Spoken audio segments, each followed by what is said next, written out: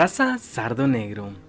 Las razas cebú con presencia en México fueron importadas de Brasil, excepto las razas Red Sindhi y Ganado Brahman, que llegaron de Estados Unidos de Norteamérica. El origen de la raza Sardo Negro tiene antecedentes en los mestizajes de ganado cebú que estaba presente en la costa del Golfo.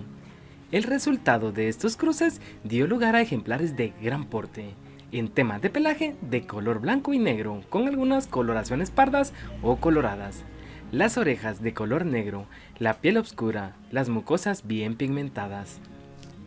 El temperamento es dócil y activo, musculatura y esqueleto fuerte, constitución robusta, la cabeza tiene un tamaño medio con perfil subconvexo y los cuernos con dirección hacia afuera y hacia arriba de un tono oscuro.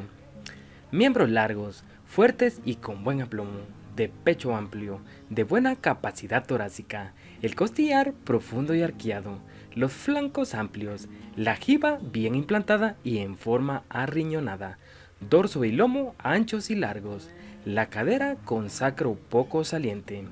En el tren superior poseedores de buenas masas musculares, ombligo y vainas regulares, prepucio, testículos y bolsa escrotal buenos y uniformes.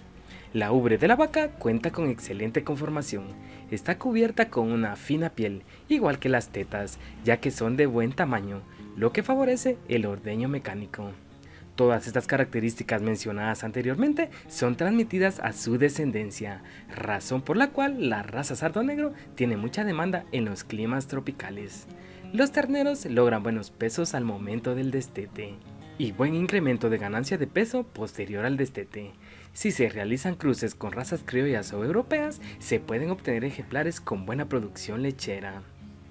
Todas esas características le han dado mucha popularidad a esta raza Sardo Negro, razón por la cual el interés en países centroamericanos ha aumentado exponencialmente. Todas estas características le han dado mucha popularidad a esta raza Sardo Negro, razón por la cual el interés en países centroamericanos ha aumentado exponencialmente. La raza Sardo Negro, al igual que otras razas cebú, presentan una buena rusticidad. En condiciones normales son animales precoces, sanidad y buen manejo. Otra gran ventaja que brinda la raza Sardo Negro es que posee características positivas para explotaciones con visión doble propósito, es decir, producción de leche y de carne.